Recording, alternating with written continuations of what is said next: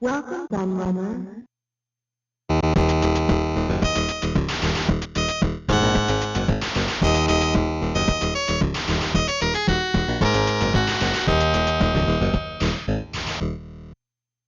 Those of you who follow my channel will know that in my last documentary I looked at 5 failed consoles that never made it out of Japan, and that got me thinking about other parts of the world, and eventually onto Europe, as I figured there are a lot of people out there who may not know about similar oddities from this part of the world, especially our friends across the pond. When people think about games consoles in particular, they usually associate the concept of these entertainment focused boxes with Japan and the United States of America, and names like Atari, Sega and Nintendo, so you'd be excused for not knowing that there are also a wide range of consoles that originated from the European continent. But alongside more well-known examples like the Dutch Philips Video Pack, English Atari Jaguar and German Interton VC4000, there are a host of much more obscure systems that never made their mark. And that's exactly what we'll be looking at in this particular video. 5 European consoles that were supposed to conquer the world, but failed so hard they never even made it out of their homeland. And with it, I once again delve into the world of the obscure and give you guys exactly what you've been asking for.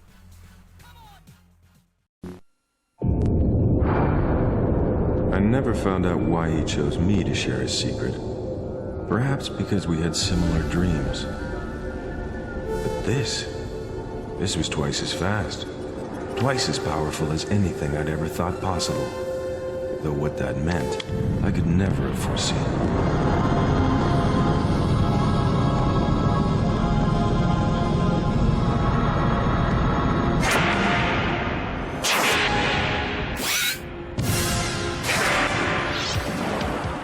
Incredible graphics. And colors. So many colors.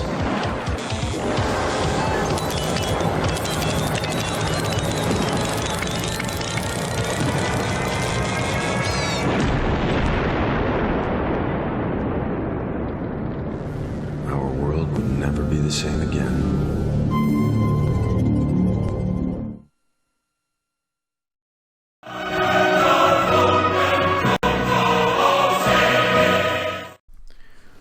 Released in Europe in September 1993 to much fanfare, the CD32 was Commodore's replacement for the failed CD-TV, also being based on the existing Amiga computer, but in this case the new 32-bit AGA chipset.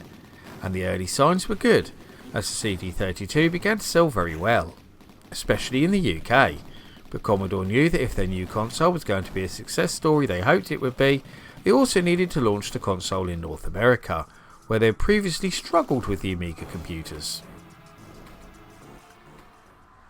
Commodore demonstrated the NTSC CD32 at the World of Commodore Amiga show in September 1993, promising to have the console on the shelves in major cities by Christmas that year, with wider distribution going into early 1994. It would retail for $399, which is equivalent to nearly $750 in today's money, and would be backed by a huge advertising campaign. Magazines at the time, however, were sceptical and believed that US games developers would be reluctant to support it. However, Commodore owed around $10 million in royalties to a US company called CAD-Track for their use of the ZOR patent. So a federal judge ordered an injunction against Commodore, preventing them from importing anything into the United States. Commodore had built up CD32 inventory in their Philippine manufacturing facility for the United States launch, but being able to sell the consoles, they remained there until the debts owed to the manufacturer was settled.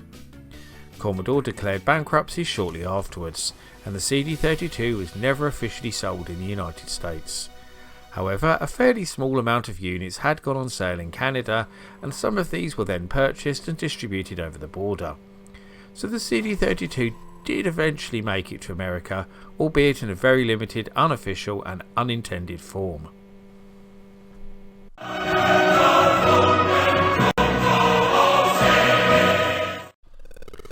The good old ZX Spectrum, a British institution that is still popular with gamers to this very day. Launched in 1982, it did more to kickstart the UK games industry than any other system, and was responsible for launching the careers of many legendary developers. but plans to make a console based on the Spectrum to compete with the threat of new consoles mooted to arrive from Japan stuttered somewhat, as Sinclair decided to cancel plans to release the LC3, I've done a video on that if you're interested, to focus on ill-fated ventures like the C5 electric car. But over in Mother Russia there was also a boom in home computing that was fueled by the Spectrum, but it's fair to say that it took on a very different form. At this time the Soviet Union was still very much a thing, with the KGB patrolling the streets, Cold War propaganda on every corner, and communism in full effect. In the West, technology was advancing at an exponential rate, and our Russian cousins wanted a part of that. So people started sneaking European home computers into the country, and then taking them apart to see how they ticked. The ZX Spectrum soon became the computer of choice for this Soviet tinkering, as not only was it plentiful in supply, but its simple design and common parts made it very easy to copy, and these clones soon dominated the Russian market. Now fast forward to 1990, and over here in the UK the ZX Spectrum was starting to look pretty long in the tooth, with many owners moving over to one of the 16-bit computers or indeed a home console. And this is where it gets really interesting, because it seems our Russian friends were well aware of the rise of these self-contained gaming boxes. A Leningrad-based company called Intercompex had already been manufacturing various ZX Spectrum clones under the Hobbit branding for some time, and had experienced a relative amount of success. It was said that they had sold over 15,000 of them by this point, and received many large orders from local schools and businesses. But Intercompex were ambitious and wanted to expand, not just in Russia but beyond their restrictive Soviet borders too. So representatives of the company decided to jump on a plane and head over to the UK to tout their Super Spectrums to the British press. But they didn't just take one of their own computers to show off, they also had something a bit more special tucked up their sleeve. A ZX Spectrum compatible console called the Hobbit. The Hobbit console reportedly featured full ZX Spectrum compatibility, an extended 64K of RAM, and ran around 12% faster than a standard Spectrum. Rather than using expensive ROM cartridges like most consoles, the Hobbit had to be connected up to a tape deck to play games. If you wanted to turn it into a fully blown computer, there was also a small plug-in keyboard available to purchase too. Intercompex also revealed that they were in negotiations to bring the whole Hobbit range to the UK, and eventually much further afield too, as they had been speaking with regional distributors all around the world. But after an initial flurry of coverage in the press, everything went quiet, with various rumours about the demise of the Hobbit, including Intercompex simply running out of money and failing to secure more funds from the Soviet government, and Amstrad, who at the time owned the Sinclair brand, putting a stop to licensing the product out due to IP infringement.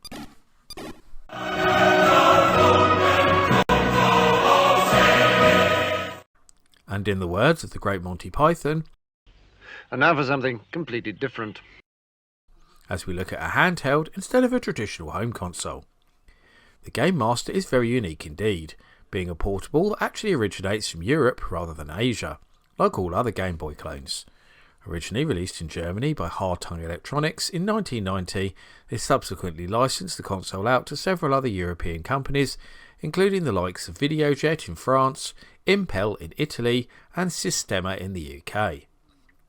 I myself own the UK model, the Sistema 2000, and have previously reviewed it on my channel. If you want to watch that video in full, then just click the link in the description. This version is particularly interesting as Sistema already had a very solid reputation for producing cheap and cheerful LCD games that could be found in major high street stores like Dixon's and Toys R Us. However, they weren't able to replicate that success with their Game Boy competitor, and although the console had some pretty good visibility and distribution at first, it disappeared from the market in less than a year. However, a year or so later, a remodel of the same hardware called the Game Plus appeared in France only. This closer resembled the looks of the Game Boy, rather than the horizontal orientation of the original system, but was incompatible with existing games. This is even rarer and harder to find than the original models. It's unknown how popular the other models of the handheld were, but the original Hard-Tongue Game Master seems to be the most common one to find, followed by the Italian variation. Indeed, when I was trying to find games for my own unit, I bought a job lot of brand new cartridges from a seller in Italy and instantly completed the whole set of 19 games. This lack of titles also hints at the system's lack of success. Speaking of those games, most of them are very simple, and very blatant copies of other people's games like Tetris, Dr. Mario and Air Sea Battle. They were never even sold in proper boxes either, just simple plastic or cardboard cartons with very basic designs. Although Hartung disappeared from the video game industry not long after, Sistema stuck around, continuing to sell their cheap handheld games and even released another console in the form of the TV Boy, an unlicensed Atari 2600 clone that was full of illegal bootleg games. I still have no idea how they got away with that, especially as it was sold in major high street stores like Argos and Toys R Us.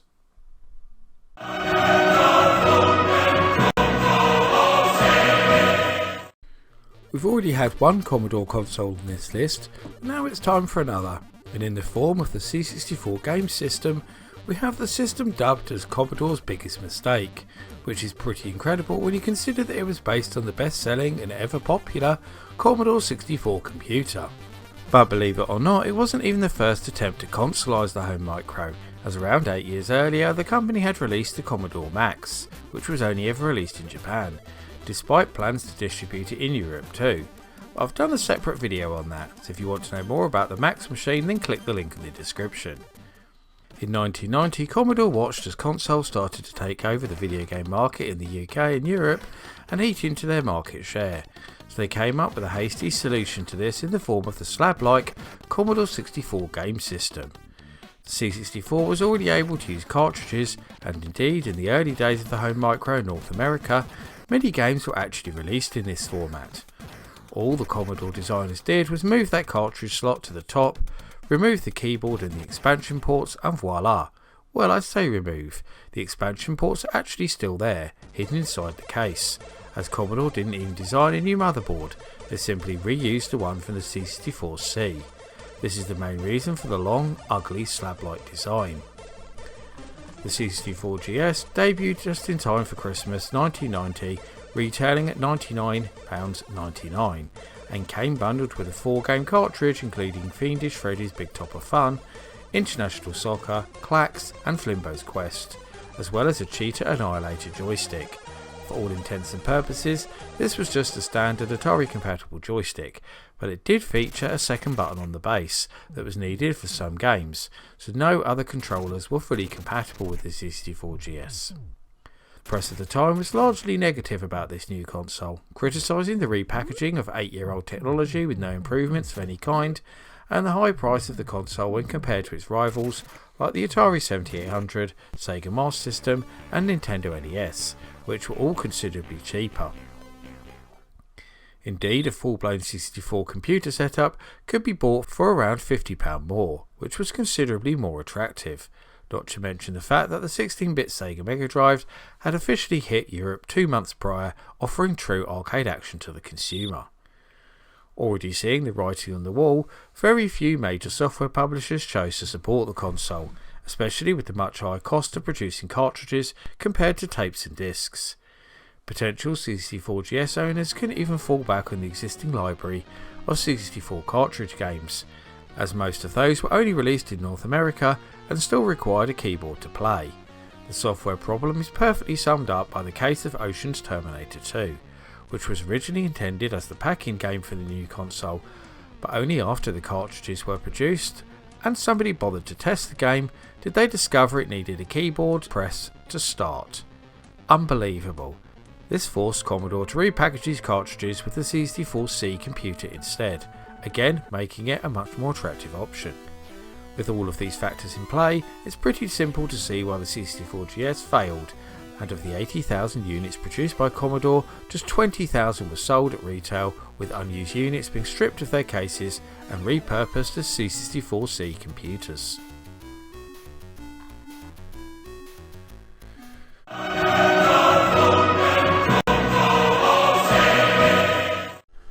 After seeing the C64 GS feature, I'm sure that all the Brits watching this video already anticipated that its great rival, the Amstrad GX4000, would follow. Released just 2 months before Commodore's console, Amstrad's machine followed a pretty similar story. Alan Sugar's company were also watching as both consoles and 16-bit computers ate into their market share, but unlike Commodore, they had been preparing a solution for some time. Rumours of an upgraded Amstrad had been circulating for a while, and in the summer of 1990 the company announced that the new CPC Plus range would debut just in time for Christmas. But not only would this feature upgraded versions of both the tape-based CPC 464 and disc-based CPC 6128, it would also include a new cartridge-based games console too. All three systems were designed around the exact same technology, which was an enhanced version of the existing hardware that featured a much larger colour palette, hardware scrolling, hardware sprites and stereo sound. This announcement was met with a pretty lukewarm reception, with many people feeling a minor upgrade to the creaking 8-bit technology was not enough, especially as it was based around the exact same 4MHz Zilog Z80 CPU.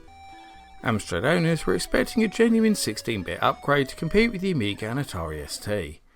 Indeed, the latter of those had already replaced the CPC as the format of choice in France, where Amstrad had previously been the market leaders.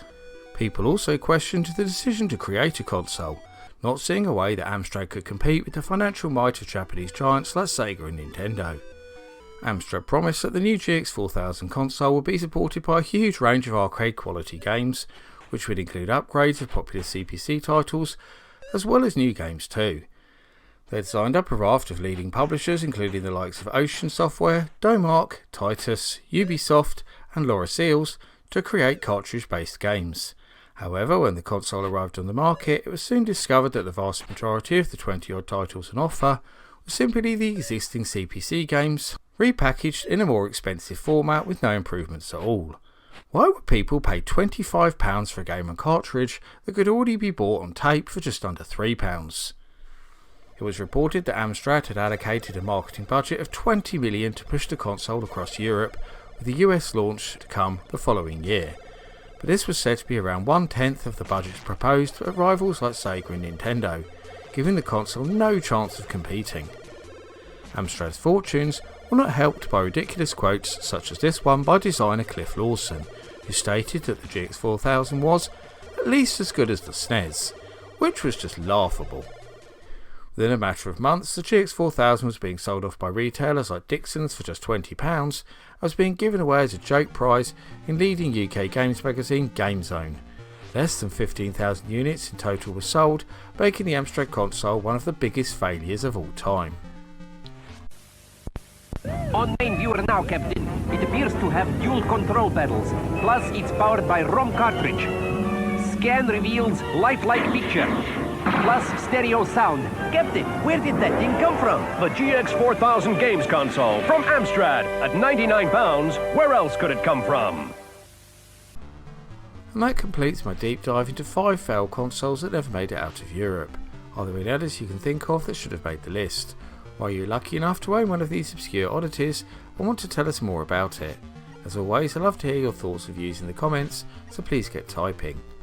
Before I go though, I must thank all of my loyal patrons for continuing to support my channel and make videos like this possible.